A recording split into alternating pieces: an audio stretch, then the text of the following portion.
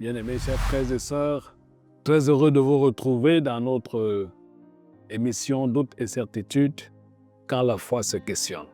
Nous avons passé 10 jours de prière et je crois que nous avons été tous enrichis par la qualité de présentation de nos chers sœurs et frères qui nous ont rappelé la nécessité et la bénédiction qui se cache derrière la prière. Je crois à ce Dieu qui écoute ses enfants, qui bénit ses enfants et qui exauce ses enfants. Merci de nous donner une fois de plus l'occasion de revenir avec des questions et d'apporter des réponses aux questions qui sont soulevées, des questions de société, des questions de famille, des questions spirituelles. Vous êtes la bienvenue. Nous sommes là pour vous apporter des réponses bibliques. Nous sommes aussi là pour éduquer, nous sommes aussi là pour renseigner.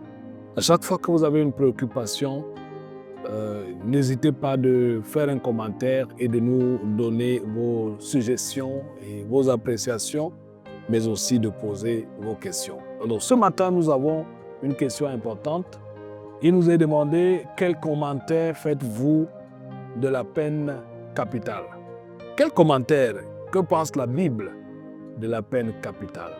Je voudrais humblement reconnaître que la montée de la violence dans nos cités et les crimes rituels et toutes sortes de méchanceté ont poussé les hommes à des extrêmes. Et aujourd'hui, cette question semble très embarrassante quand on regarde la vie de la société aujourd'hui. Qu'est-ce que ça vous ferait d'être violemment agressé, de voir vos enfants être violemment violés, de voir vos parents être assassinés? Qu'est-ce que ça vous ferait, vous? Que penserez-vous de l'assassin? Que penserez-vous de toutes ces personnes qui se sont acharnées à vos proches? Que penserez-vous chaque fois que vous verrez votre main amputée parce que vous avez été malheureusement violé par les brigands dans la rue? C'est toutes ces questions qui mettent un bémol dans la prédication sur l'amour. Jusqu'à quel niveau pouvons-nous aller dans l'amour? La Bible dit « aime ton prochain comme toi-même ». Mais jusqu'à quel niveau pouvons-nous aimer? Et ça, c'est difficile à répondre très souvent. Comment nous habiller de l'amour face à l'agressivité? Les grands hommes de ce monde nous ont renseigné là-dessus. Je voudrais m'incliner sur des hommes comme Nelson Mandela qui ont fait preuve de beaucoup d'amour, de beaucoup de respect, qui ont laissé de côté toute idée de vengeance. Comment nous en sortir dans un tel contexte? Quand la Bible nous avertit que dans les derniers temps, les hommes seront cruels. Face à la cruauté, quelle est la réponse de la justice? Face à la cruauté, quelle est la réponse de l'amour? C'est à cette question que nous voulons répondre. Je ne voudrais pas forcément rentrer dans l'histoire de la peine capitale, mais je voudrais qu'on réponde à la cruauté. Et quelle est la réponse biblique face à la cruauté? La première chose que je voudrais dire, c'est que les Saintes Écritures promeuvent le respect de la vie et de la dignité humaine. La Bible dit expressément dans Exode 20, le verset 13, « Tu ne tueras point ». Dieu met du contenu dans la vie. La Bible dit que Dieu nous a créés à son image et à sa ressemblance. Dieu nous a instruits à travers les âges d'aimer.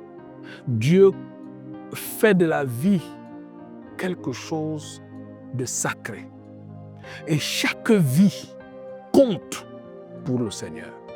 Au point où ce Dieu est descendu sous la forme humaine.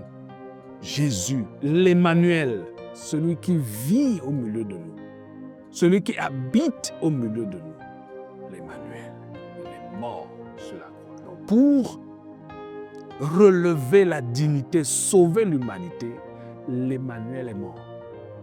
Jésus est mort. Dieu est mort pour nous donner le salut. Donc, Dieu tient à la vie Dieu tient à la dignité. Il le dit fortement. Tu ne tueras point. La deuxième chose qui me semble importante, c'est qu'il faut toujours que la justice soit rédemptrice. Que la justice soit rédemptrice. Une justice qui dépouille l'humanité de sa dignité n'est pas la justice divine. Ne vient pas de Dieu. La justice doit être rédemptrice. La parole de Dieu nous montre plusieurs hommes qui ont été pardonnés. Et on peut goûter derrière leur espérance la joie du pardon.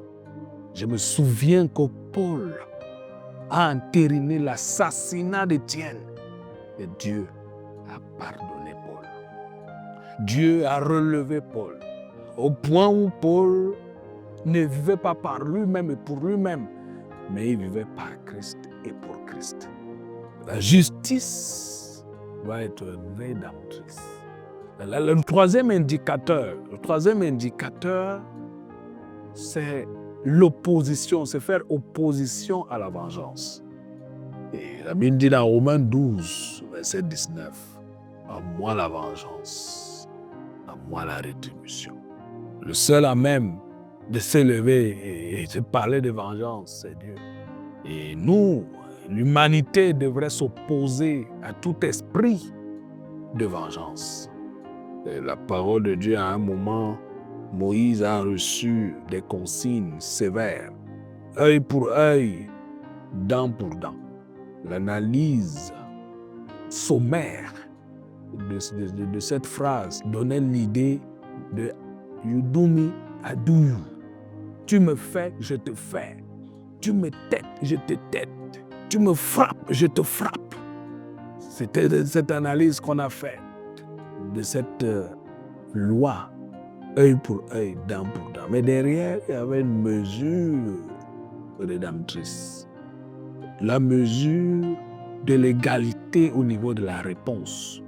Alors, si je te frappe du coup de poing qui pèse 10 kilos, il faudrait que tu me frappes du coup de poing qui pèse 10 kilos. Et comment réussir à mesurer la vengeance humaine?